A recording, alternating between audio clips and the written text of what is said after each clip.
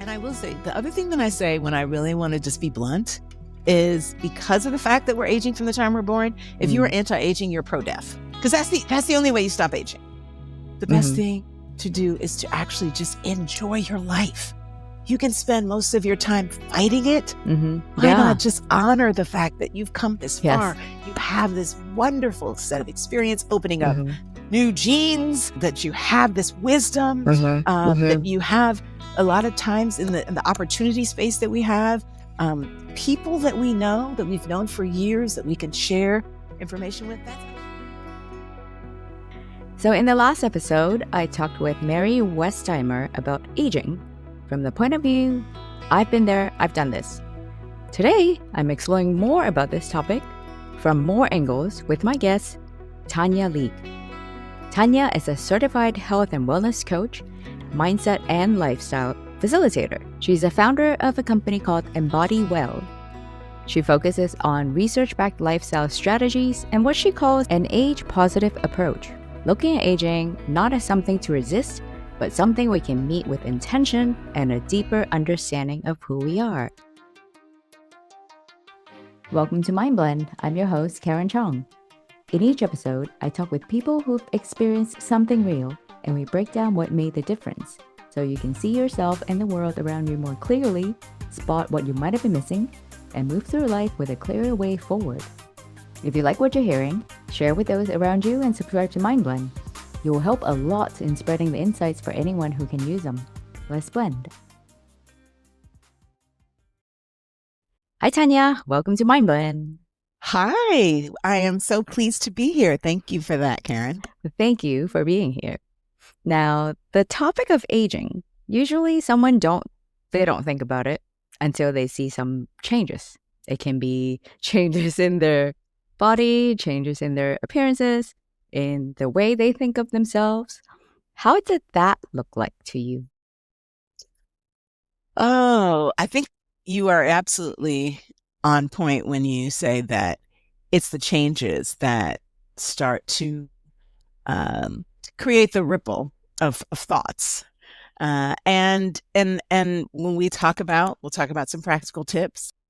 The changes and how society perceives them largely, which most of us have internalized, is where that beginning of a certain mindset and a certain set of beliefs around what those changes mean starts. So for me, that's when I, as someone who does consider himself self-aware, I started to realize I have some very interesting internal beliefs about what these changes mean, right? Okay. About maybe a little extra line here or there, right? What does that mean? As you can see, my hair is gray. So what does that mean in society, and how is it perceived? And so I really started grappling with this myself as I was experiencing these changes that I linked to certain beliefs that I knew were coming from somewhere else. Because if you asked me how I feel right now, it's probably 20 plus years younger than my, as build age. Yeah, your ID so, age. yes, yes. So I know everyone's talking about your biological age and all those things as we do all this hacking and, So I honestly feel as if, yes, I started to really examine, just as a coach, how I was thinking about it. And then also talking to some clients, which I can give you some examples in a moment. So you mentioned you saw something and then there's these messages, these beliefs. Can you tell us a few more of these beliefs? Yeah, I mean, I think that, so I'll give you an example. I think we had spoken about this in my Facebook post so in November of 2025, I turned 55, and it's I felt like it was a golden moment. I have a couple of friends. We talk about each decade as the floor. So I'm on the 5th floor now, and the higher you go, the better the view is. Oh, That's wow. the way that we think about it. Mm-hmm, mm-hmm. So people would say, you look great for your age. Mm. And as I was thinking about that, I said, well, what does that mean? What does it mean? I mean, if you look great, you look great.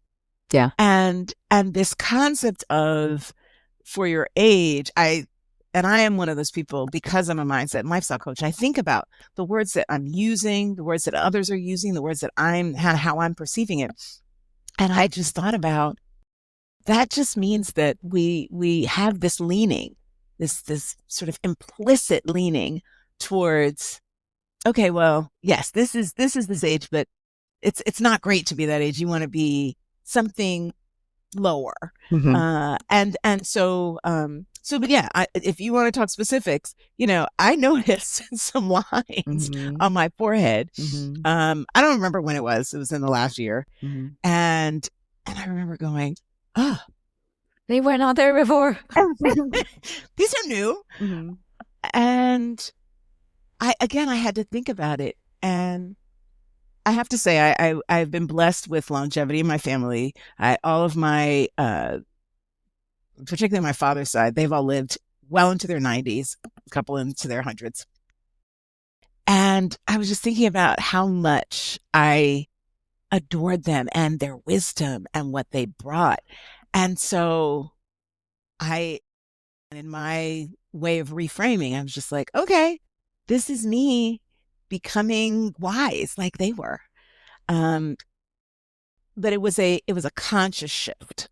It was a conscious shift from, oh my goodness, to, okay, this can actually be a positive. How can I reframe this as a positive? And that's where this work kind of began. There were other things, and I do menopause coaching as well, because that's all part of, particularly for women, us going through this process. And, body composition changes. So things were changing in my body. And I've been a fitness professional. I've been a dancer for years. And so there was, and this is where it really was brought home for me, is that as a dancer, I think there are some challenges already. As a dancer, you have a certain sort of standard body type, body size you want to be. And then when these changes start happening, your identity is stretched. Yeah. I'm going to use the word stretched. You can say challenged as well. And so for me, there were those things also, which is same level of movement, constant activity, etc. But my body was changing in these ways that I was grappling with.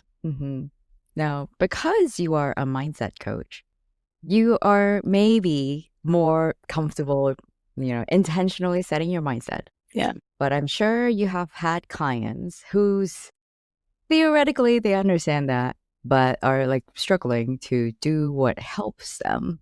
Like how do you help them tackle this? Yeah, I mean, we start with, I tend to come from an additive perspective as opposed to let's figure out how we can take stuff away. So shifting the focus, right? That's kind of what a reframe is. Some people think of reframes as this sort of toxic positivity, and it's not, right? It's really about, it's the glass half full. The glass is both half full and half empty. It's what you choose to focus on. Yeah. So part of what I suggest is, first is just noticing, and you ask me the question, what is it that seems to trigger certain thoughts, certain emotions for you? And let's just observe those things and observe them with compassion and grace. And not follow them down, because they can go down a little bit of a rabbit hole, which is where a lot of the things that you're talking about start. So first, it's just observing. It's just observing. When am I in these spaces? And then, and so that's one of the things is to just start to understand your own inner process as it relates to what am I thinking about this? What I also encourage is, as you're looking at what external things are, who are the people that you can, so I have my aunts, Mm-hmm. I adored them. I revered them. I respected them so immensely. And so who are the models for, I assume that the person from that you last interviewed can be a model for, hey, this is how this can be. This can be very exciting. This can be, and we're seeing more of that. And I could talk about some of that research that's out there, right? There's research that says that the age, the true age that we see as old has gone up since, I don't know when they first started measuring it early in the 20th Yeah. century. Yeah. So we perceive old as a different age, and that's going up because we see now more people in their 50s and their 60s and their 70s, and they're active and they're vibrant and they're doing all of these things. So as we look for those role models and those examples that we can look to and kind of, maybe allow focusing on that Mm-hmm. to shift our focus from what may have been, a more challenging sort of mindset and point of view. Mm-hmm. Yeah, I'd like to dive into the research a little bit. Like, we have all heard of the, you know, 30 is a new 20. Like, you can just keep going.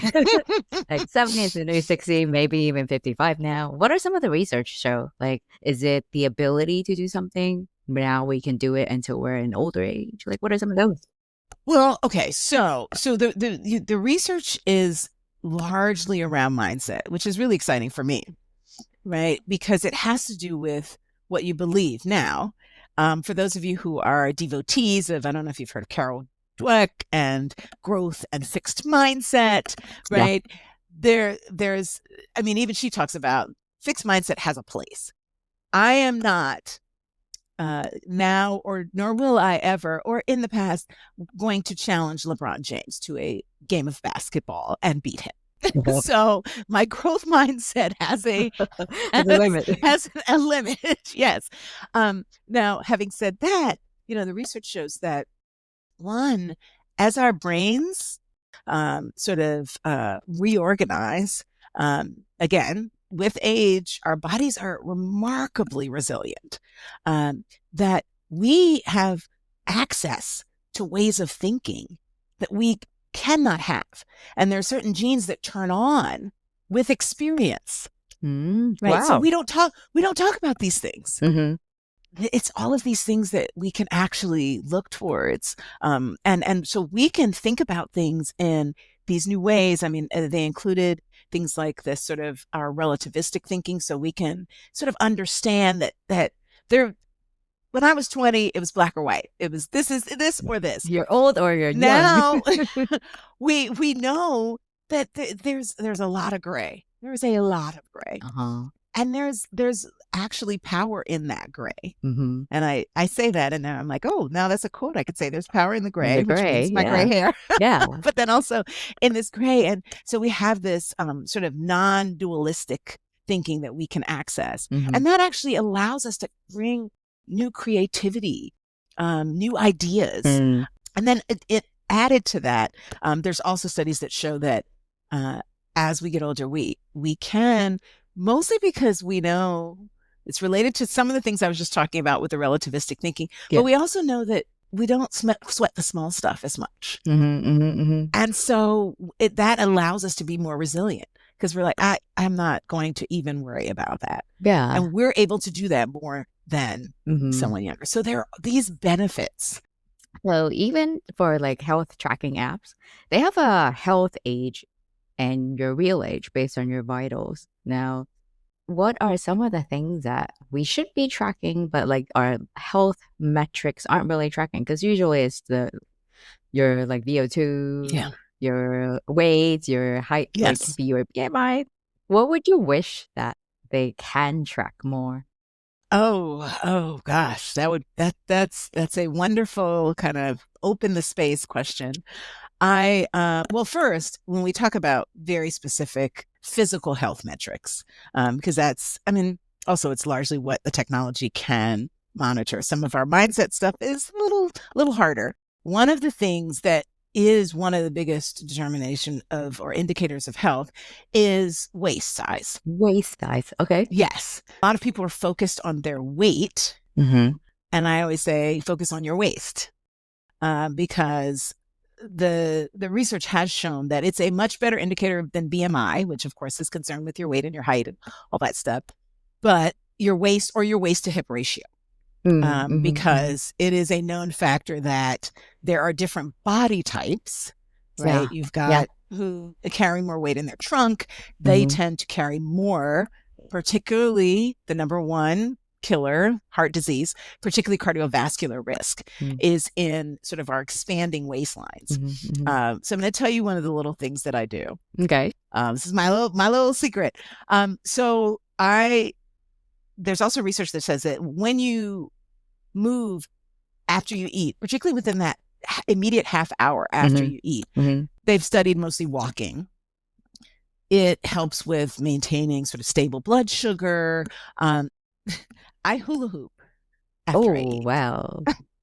Wow. So I hula hoop for 15 minutes after I eat. So that's one. Two, if they could, and this is where I don't think the tech is really available to it. I know that, there's measurements around sleep, which I am a big advocate of in terms of getting contiguous quality sleep. Some people will say, oh, I got 4 hours here and 4 hours here. That's not the same. Let's just be clear. That's not the same as 8 hours. So I know that a lot of them measure sleep. So I endorse that, I will say, because I think that is also one of the most underappreciated mechanisms by which we allow our bodies to recover. And it helps rejuvenate. Yes, I would say in sort of a mindset way that there are many ways to rejuvenate, right? There's the body sort of physical, all of the skin cells kind of replicating, and then there's this element of almost energetic rejuvenation, and that's where age positive comes in, because the concept of age positive is that it's at any age, because you start aging from the time that you leave your mother's womb. You're born. So when we talk about aging, it's often just this later stage. And it's just, no, you are constantly, so you want to squeeze the juice of every era, every year, every moment, right? It is the definition of mindfulness, right? And we constantly talk about the benefits of mindfulness. So yeah, this concept, I love using rejuvenation, because what is it that energizes you, right? When you think about your vitality, what's the source of that? And again, this is shifting the focus. It's not about what's draining me today. What is that source of rejuvenation, as you just said, and how can I tap into that more often when I need it? So that's the question, and it's going to be different. It's going to be different because of, to be honest, what's going on for you physically over the course of your life, but also just your general environmental context. Who's around you, the relationships that you're in, the whether you're in London or you're in San Francisco, so the context. So you want to, that's the other thing that I wish it could help you measure, and maybe the Oura Ring or other, if it could measure when you're excited, when your energy is up in this way that is really enhancing for your body. So let's figure that out, because we often, the trackers often focus on stress. What you are stressed right now. It tells me that. What is debilitating you? I want to move towards the rejuvenation. I want to move towards the energy, the vitality. So how could we measure those types of things and flag those so that you can, in that moment, like, oh yeah. And that's when we should be our own tracker. Like you said in the very, very beginning, you start with noticing. And then if you notice, make note of it, and then you observe how you react. Now let's talk about reacting. And we live in a world that is, we're constantly bombarded by anti-aging, this and that, turning back the clock. And there's something that I really like that you said, honoring the clock instead of trying to stop it or turning it back. I really love that because, and this reminded me of a comedy skit. It's by Shang Wang, I think. He said, "So you see all these commercial about anti-aging. Who's aging? Like, why is everyone so anti this person called aging?" So I thought it's like, it was just a silly joke, but I thought it was really timely. Like, yeah, like I just came back from a trip from Asia, and especially when it comes to Asia, if you don't fit a certain look that is not considered beautiful, or like the window is a lot smaller, how can someone help themselves battle these messages? Yeah, well, first I'm going to say you are constantly bombarded by these messages Hmm. because they are so common. And it sounds like cross cultures, Hmm. right? Because I'm born and raised in the U.S., traveled extensively, but yeah, it's pretty pervasive. Hmm. So it's hard. So I just want to put that out there that this is not, we're not saying that, I'm certainly not saying that, okay, well, all you have to do is this. And it's really easy. Since you are bombarded externally, you have to have your almost shield. Part of your shield, Hmm. and I tend to think of it as my tribe. My tribe are all people that are like-minded in that we we resist that and we lean into what we love to do. So there are others who think like me. So find those people. Hmm. Some people will tell you to hang out with a diverse group of ages. Hmm. So you're not, um, constantly sort of with people who are maybe sort of thinking the way that you are trying to Get not. away from, yeah. Hmm. Yes. So I encourage you to find that tribe. Hmm. I'm going to tell you about one reminder I just got from a friend, a Substack. So she mentioned um, clock blockers. Clock bookers. Okay. And she actually, I told her, I said, "Oh my God, this is fantastic for this whole age positive, thing that I'm on." Hmm. And she said, I entirely did not intend it that way. She meant time wasters, clock blockers. But I was Hmm. like, no, Hmm. it's people who are, to what you said, they're blocking the clock. They're not honoring it. They're just Hmm. trying to stop it. And Yeah. and I so now one of the things that I think about when I hear stuff, or even if I have an internal thing, is clock blockers. And Yeah. it just kind of sort of changes my where my head is. It's hard.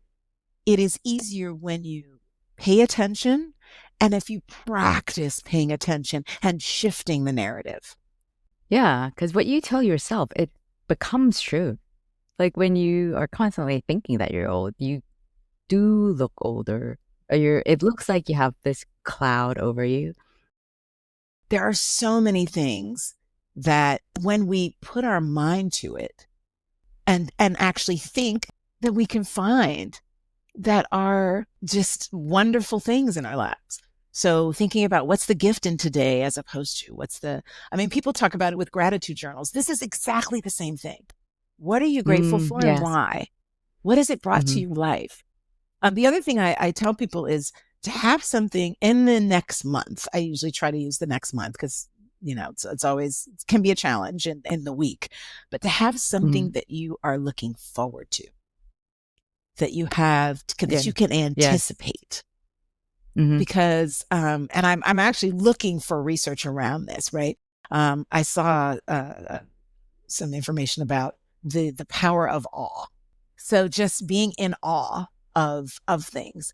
And I think that similar to that, there's this concept of sort of excitement and anticipation that you have around Hmm. something that you know you're going to do, that you know you're going to enjoy.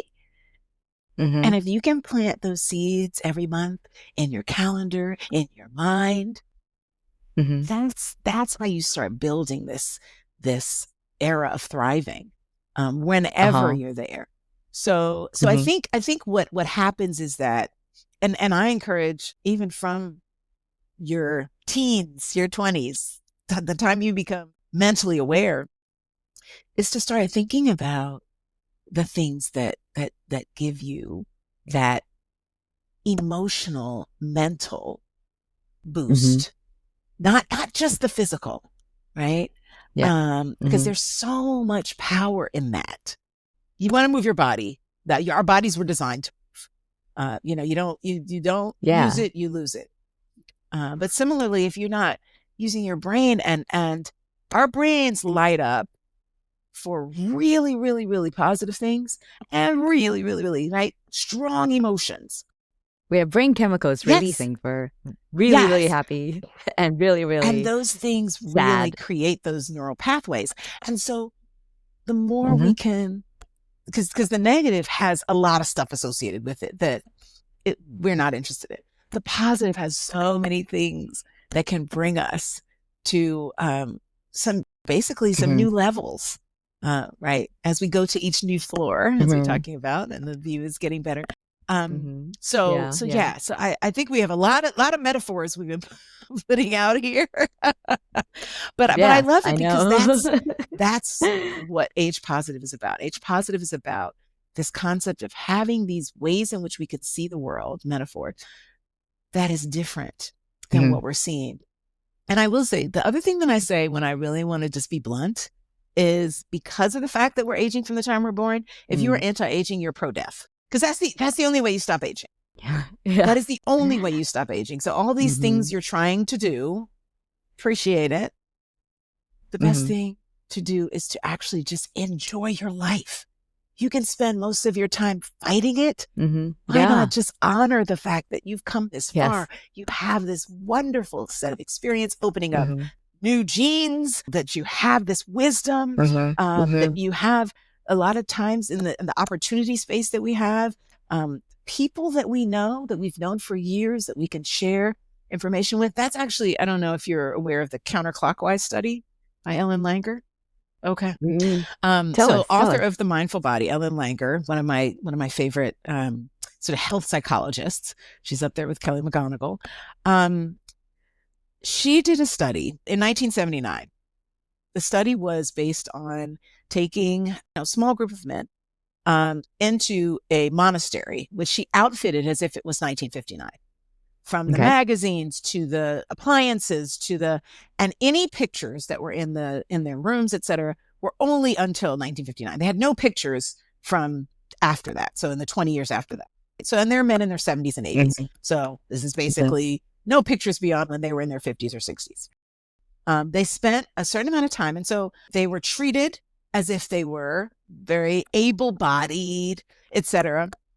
And so they actually showed great change in their bodies, from their posture to their eyesight so it was really, really amazing. Oh, I understand. It's because they think they are 20 years younger. The newspapers, et cetera, were from that time. So they're actively discussing sports events, things that are happening, as if they are current.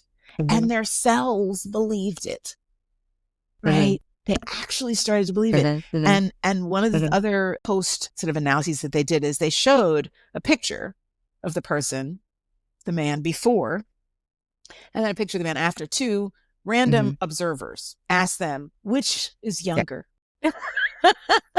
Oh, wow. And of course, the person would say the one after. So there were clearly just visual changes. So there's this concept. So, and she did do a intermediary group that just met regularly to talk about the things from that time period. And they had changes, positive changes. So again, what that suggests to you is the power of how you think about things, about how you think about yourself. And so again, I usually pair that with, the Ohio longitudinal study, where they basically asked people, what's your perspective on aging? And those who had negative perspectives lived 8 years less. So if you had a positive perception of aging and what it could bring, and you going into it, you had a longer life.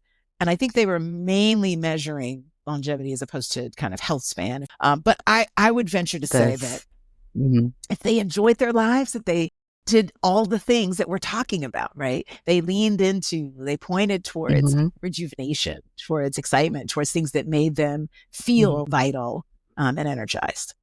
I can think of so many studies I've read or documentaries I've seen, like people in certain countries, I think Greece and like Okinawa, they were looking at how vital or how just mobile people are, even if they're in their 90s or maybe 100, they are still doing everyday things because they have a great community around them compared to more isolated old couples, Couples.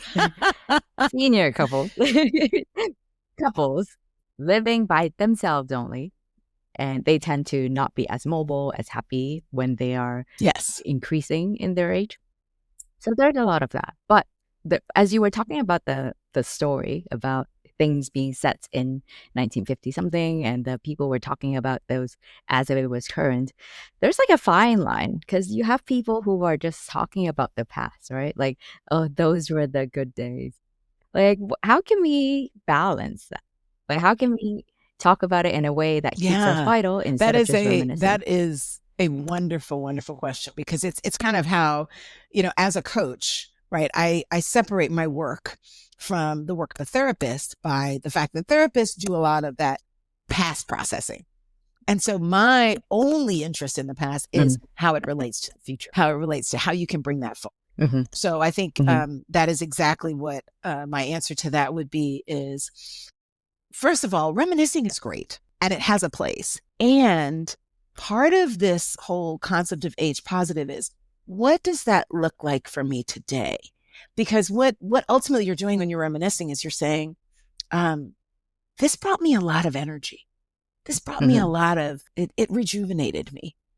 So what does that look like today? How can I incorporate that more today? And maybe you determine today it doesn't do as much for me, which is fine. Reminisce about it.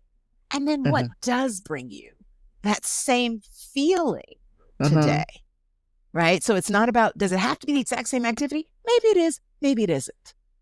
That's, again, it's about being curious about what will give me that same feeling now and into the future. And how can I have more of that in my life so that I have something to reminisce on? That's great. That's a very great way to think of how we can leverage what we enjoyed in the past. My father is 86 and he has macular degeneration. So his vision is low. And we had a conversation about what is it that he liked to do? And then what was it about that? So I think, that's part of what coaching can support you with, is really kind of maybe peeling back the layers of what about that? Was it the people that you were able to just actually connecting with people? Was it that you felt, pride and accomplishment? What was it? And how can you get those same feelings today? So really being able to pull that back and reflect on that gives you access to kind of those new places that you can be. And you mentioned, the old couple, and that is what is the difference between being old and being age positive. Because to your point, you are an old couple if all you're doing is sitting and reminiscing and not connecting with people and staying in your home and being afraid to try something new. That is the definition of old. That I will give, that's old. We are talking about age positive as something that is basically counter that and not kind of being sort of resolved to be old. Yeah, like you said, like you are on the 5th floor. Like seeing these as floors, I think is a great metaphor. Like, I really like something on the 3rd floor. Like, how can I find that on the 5th floor? Yeah. No, something like that. It's a different environment. The 5th floor looks different. The 6th floor is going to look different. And maybe you even look ahead to something that you want to put in place that you can continue to do. And so what resources do you need? What inner strengths, which is always, again, all of the ways that you can reflect and be introspective about, again, your emotions, but also the strengths that you bring. to be able to talk about Mm-hmm.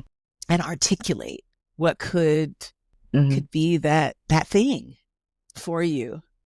What could make you Yes, and happier? rejuvenate you. I Yeah. love that. I'm going to use that. So Mm-hmm. I hope I can steal it, Karen. The Of concept course, of yeah. rejuvenation, because that's, to your point, that is the physical process, but it's also the mental and emotional process that we're Mm-hmm. talking about that keeps you in this Mm-hmm. wonderfully thriving space, regardless of the. Mm-hmm. Yeah.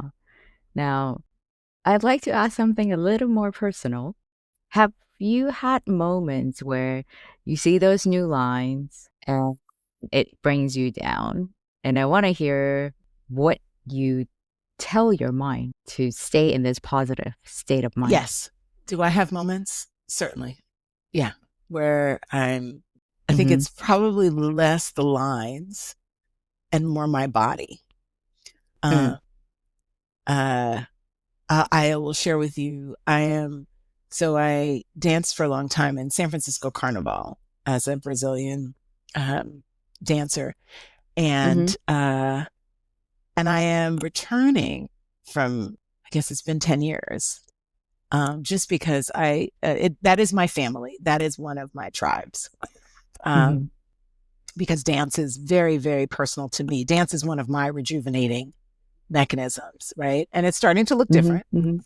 Mm-hmm. So it's challenging me because the identity that I had, the costumes that I would have not even thought about wearing, not even thought about the fact that I was going to wear that. So I'm having these sort of doubts and just insecurities about them.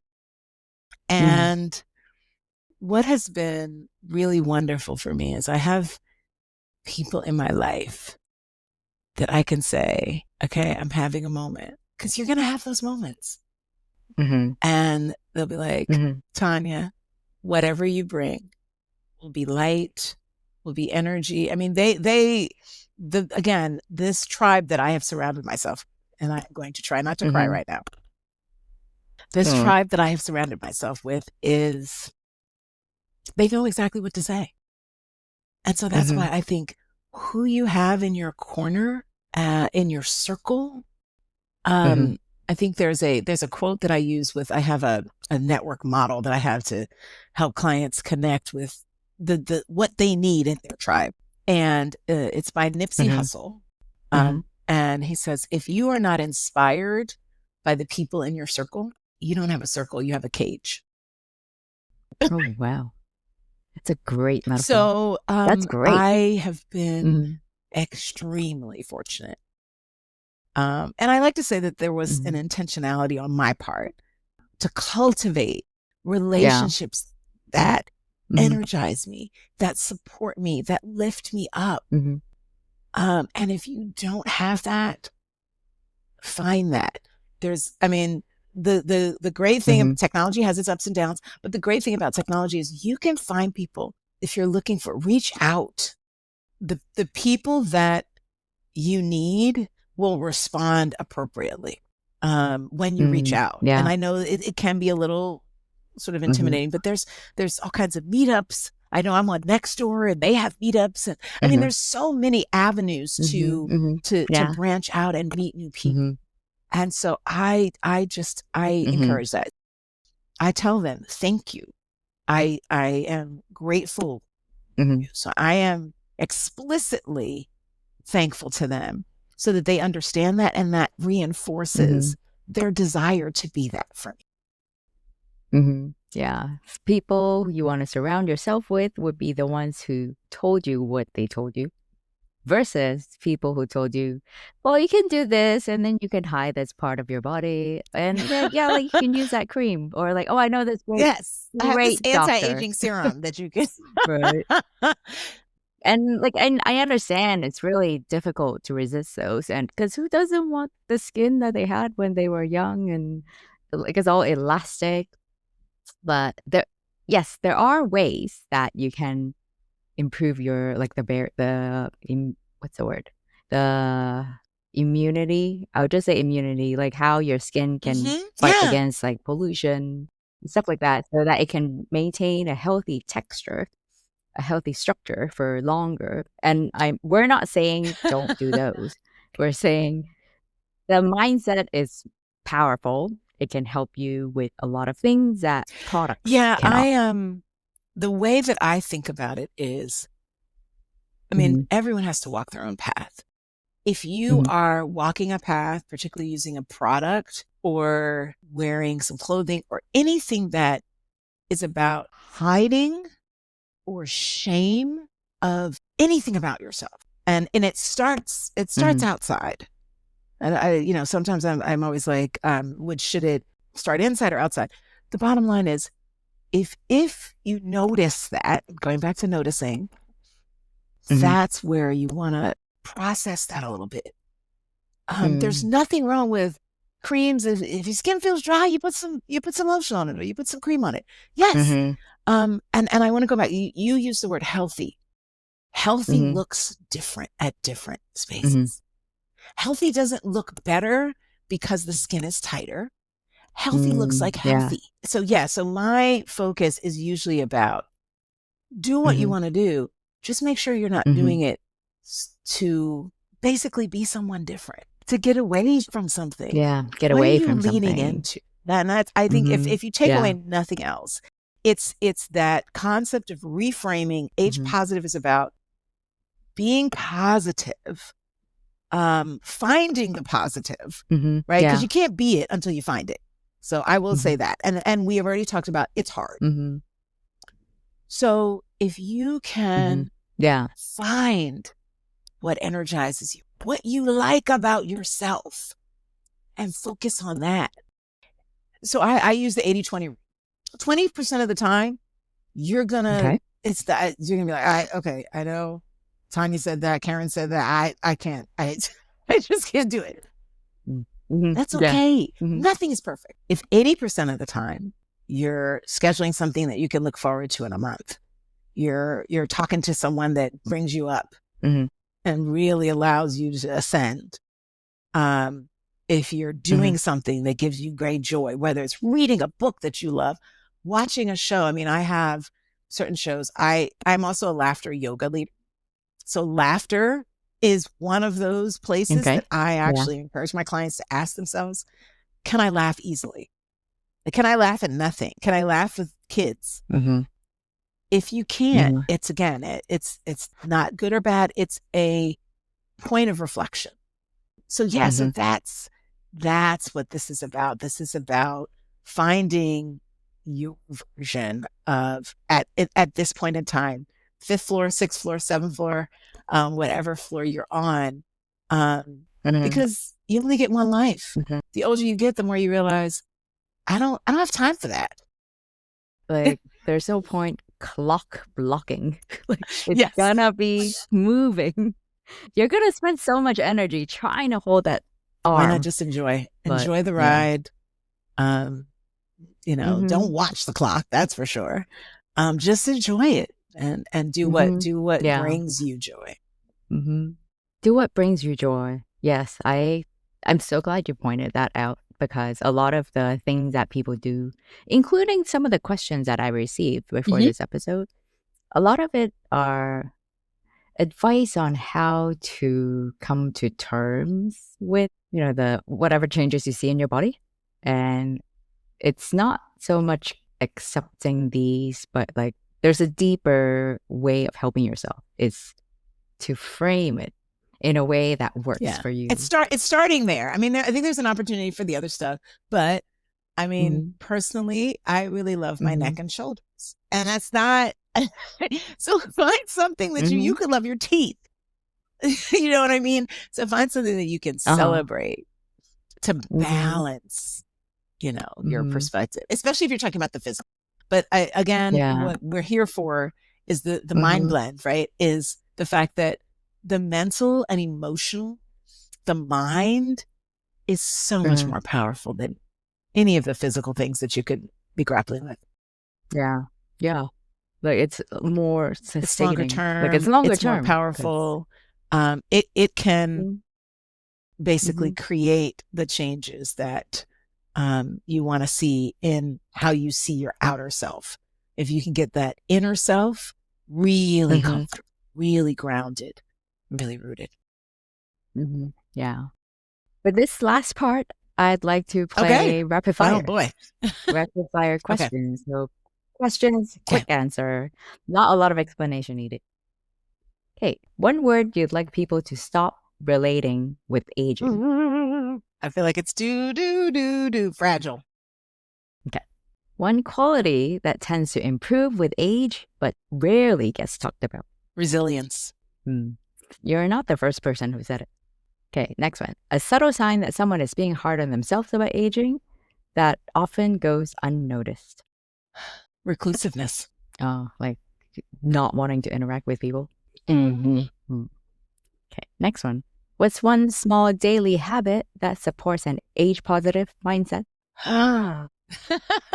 So many ran through my head.